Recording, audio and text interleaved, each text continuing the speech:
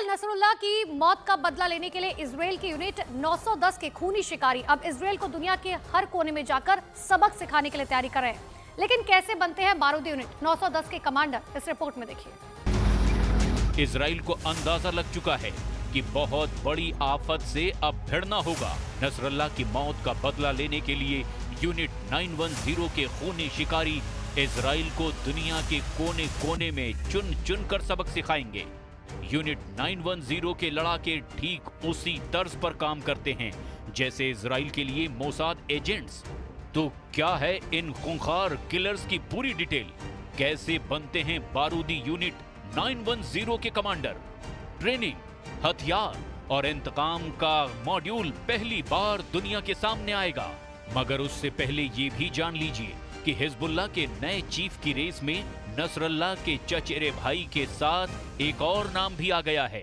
एक senior leader को लड़ाका group की कमान मिलने की पूरी संभावना जताई जा रही है। हिजबुल्लाह में नसरुल्लाह के बाद जिस लीडर की तूती बोलती है उसका नाम है नईम कासिम। 71 साल के बुजुर्ग कासिम को हिजबुल्लाह में नंबर 2 कहा जाता है। नईम कासिम लेबनान के दक्षिणी इलाके से है जिसने इजराइल के सबसे ज्यादा हमले झेले हैं। नईम कासिम 70 के दशक से इजराइल के खिलाफ आंदोलन में शामिल रहे हैं। नईम कासिम को हिजबुल्लाह का ब्रेन भी कहा जाता है। नईम कासिम की छवि मुस्लिम विद्वान की है जो धुर इजराइल विरोधी हैं। नसरुल्लाह के चचेरे भाई हाशिम हिजबुल्लाह चीफ बने या फिर नईम कासिम, इससे कुछ फर्क नहीं पड़ता।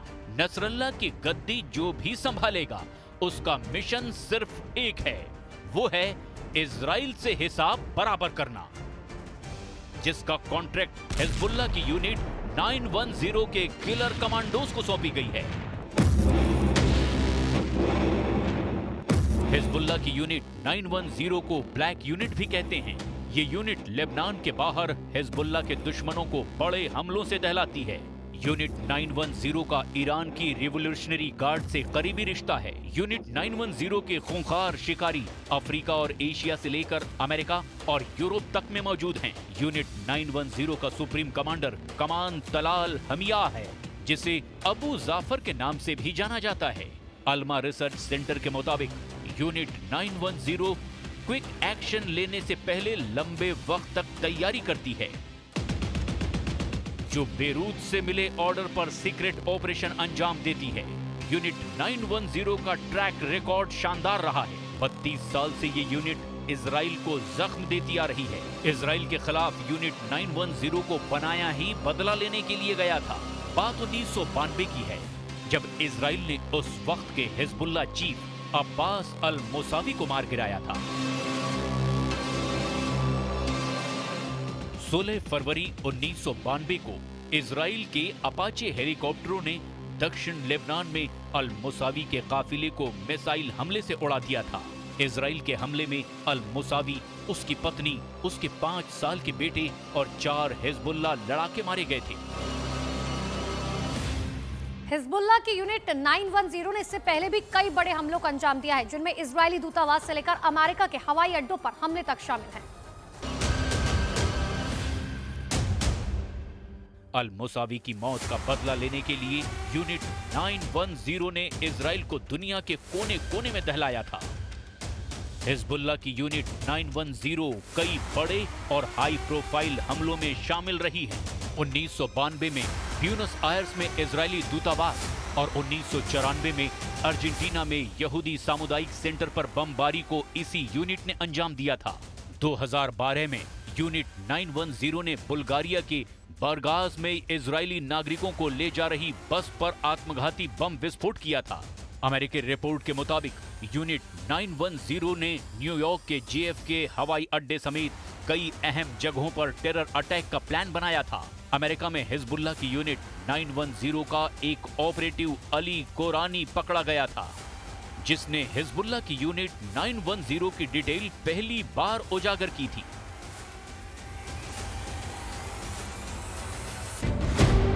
हिजबुल्लाह की यूनिट 910 के एजेंट पूरी दुनिया में मौजूद हैं। यूनिट 910 के लड़ाके अक्सर विदेशी नागरिकता रखते हैं और पहचान बदल लेते हैं। हाल के दशकों में यूनिट 910 के एजेंट्स का इनपुट दक्षिण अमेरिका, अफ्रीका और एशिया में उन जगहों पर मिला जहां इजरायली नागरिकों की मौजूदगी है। नेतन्याहू के लिए सबसे बड़ा सिरदर्द बनने जा रहे यूनिट 910 के लड़ाके किस लोकेशन पर और कब अटैक शुरू करेंगे, इसे कोई नहीं जानता। इजराइल का अब पूरा जोर हमास चीफ याह्या सिनवार को जहन्नुम भेजने पर लगा है। नेतन्याहू ने ऐलान किया है कि बहुत जल्द हमास चीफ को उसकी सुरंग में दफना दिया जाएगा। חיסולו מקדם את החזרת תושבינו לבתיהם בצפון, והוא גם מקדם את השבת חטופינו בדרום.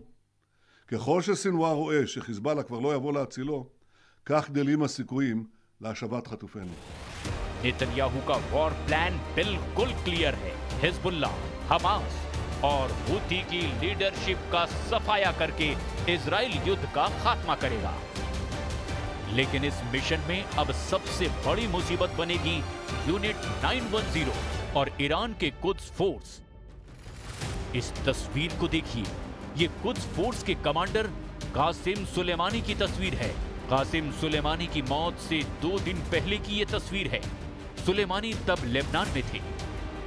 सुलेमानी हिजबुल्ला के टॉप कमांडर शहीद इमाद मुगनी और हसन नसरल्लाह से मिलने पहुंचे थे। इस दौरे में सुलेमानी ने हिजबुल्ला कमांडर हजरुद्वान के बेटे जिहाद मुगनी के साथ तस्वीरें भी खिंचाई थी। इस तस्वीर के मायने नेतन्याहू को अच्छी तरह से पता है। कुद्स फोर्स और हिजबुल्ला में कोई फर्क नहीं है। दोनों के खूंखार लड़ाकों का जोरदार प्रहार इजराइल पर शुरू भी हो चुका है।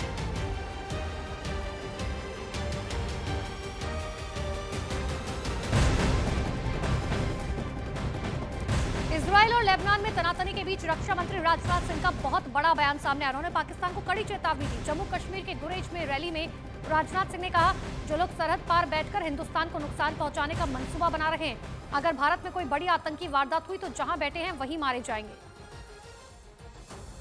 जो लोग सरहद के पार बैठकर हिंदुस्तान को नुकसान पहुंचाने का मंसूबा बना रहे हैं, मैं दोस्तों आपको बताना चाहता हूं और उनको मैं साफ ये बता देना चाहता हूं कि अगर भारत में कोई बड़ी आतंकी वारदात हुई, वह जहां बैठे होंगे वहां हम खुद शर्मा लेंगे। हम आपको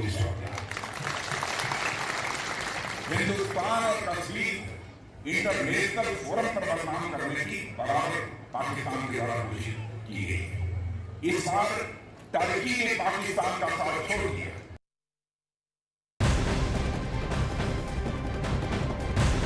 इजराइल और हिजबुल्लाह में जारी युद्ध के बीच आज रूस के प्रधानमंत्री मिखाइल मिशुटिन ईरान के दौरे पर पहुंच रहे हैं। वहां पर वो ईरान के राष्ट्रपति मसूद पेजेश्कियान से मुलाकात करेंगे। बताइए जा रहा है कि दोनों देशों के बीच ट्रांसपोर्ट, ऊर्जा, उद्योग और कृषि से जुड़े हुए प्रोजेक्ट्स पर चर्चा की जाएगी।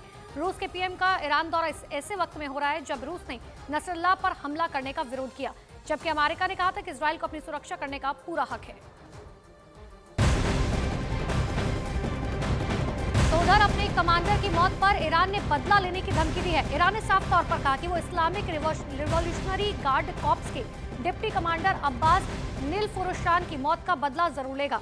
ईरान के विदेश मंत्री अब्बास अराक्ची ने ये कहा कि हमारे कमांडर का बलिदान बेकार नहीं जाएगा। लेबनान में आतंकी संगठन हिजबुल्लाह के चीफ हसन नसरल्लाह की मौत के बाद अब सवाल उठ रहा है, आगे क्या? हसन नसरल्लाह का बदला आखिर कौन लेगा? क्या ये बदला हिजबुल्लाह लेगा या फिर ईरान लेगा?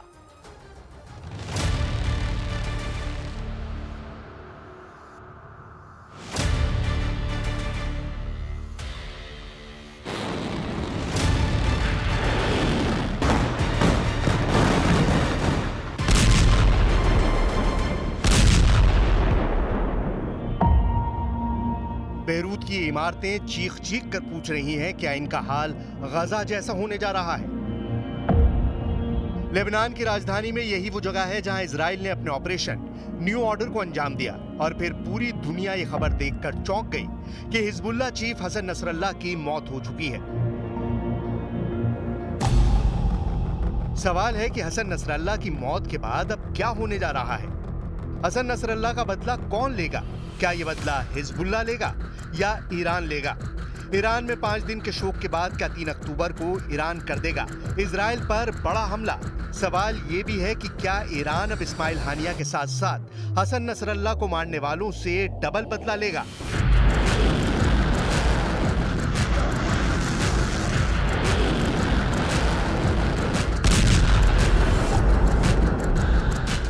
इस वक्त ईरान, लेबनान और गजा के बचे कुचे उन इलाकों में मातम का माहौल है जो हसन नसरल्ला के अंदर इजराइल से टक्कर लेने वाली ताकत देखते थे। प्रदर्शन यरूशलेम और इराक से लेकर इटली तक हो रहे हैं। तेहरान में भी नसरल्ला के मारे जाने पर इजराइल का विरोध हो रहा है। हिजबुल्लाह चीफ हसन नसरल्ला को हमास के बाद इजराइल का सबसे खतरनाक दुश्मन माना जाता है। नसरल्ला पूरे अरब वर्ल्ड में अकेली ऐसी आवाज और पावर थी जो गाजा के मुद्दे पर इजराइल को लगातार चैलेंज कर रही थी। अब इन तीनों जगहों के लोगों में इजराइल को लेकर बहुत ज्यादा गुस्सा है।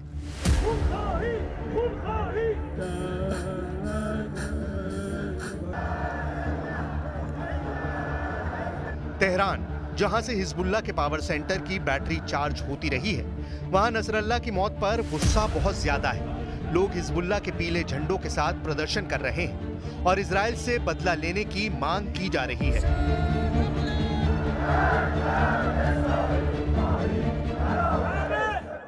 همه باید پشت هم باشیم، همه باید متحد باشیم و انتقام بگیریم. ما انتقام میخوایم، انتقام خیلی سریع. ما انتقام سید حسن رو میگیریم قطعا.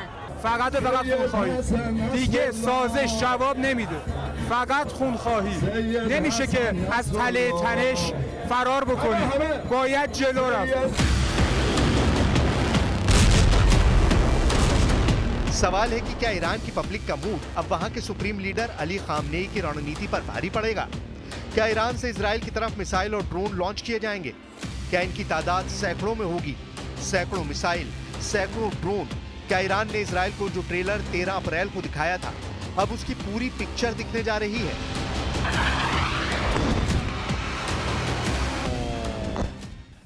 ضایعه بزرگی هست ولی هیچ خللی در مقاومت ایجاد نخواهد کرد و همونطوری که شهادت اول دبیر کل قبلی حزب الله شهید سید عباس موسوی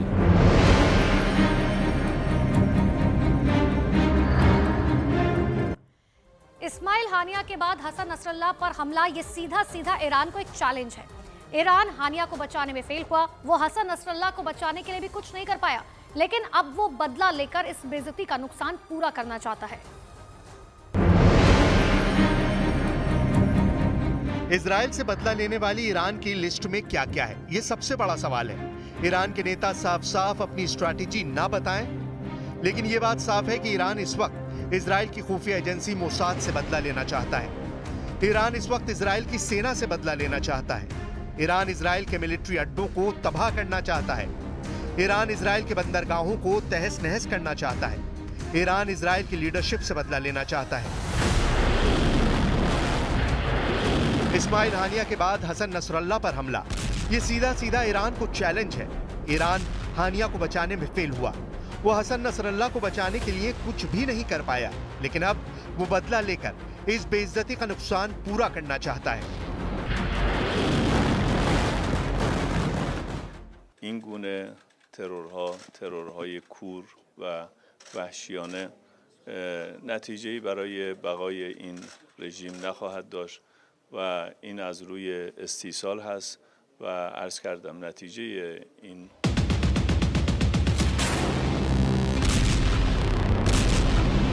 ईरान के टारगेट पर इजराइल है और पिछली बार की तरह इस बार दांव पर बहुत कुछ लगा हुआ है।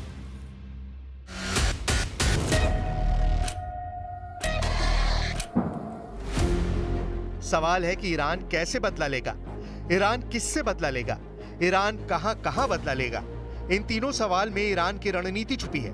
उसके फैसले ने पूरे इजराइल से लेकर अमेरिका तक सायरन बजाना शुरू कर दिया है।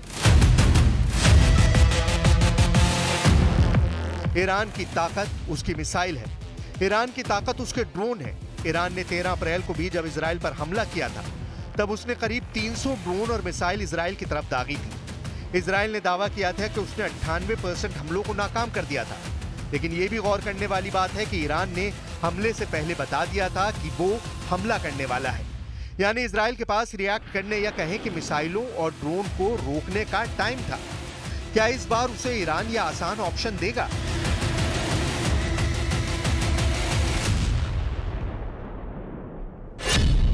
सबसे बड़ा सवाल, क्या नेतन्याहू ईरान का टारगेट नंबर 1 बन चुके हैं?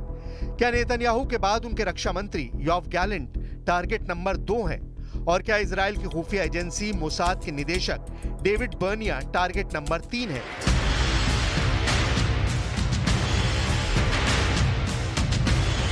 ईरान की नजर अमेरिका पर भी है और अगर ईरान के जवाबी हमलों में अमेरिका दखल देता है तो खाड़ी में मौजूद अमेरिकी सैन्य अड्डों पर भी ईरान की मिसाइलों की बरसात हो सकती है।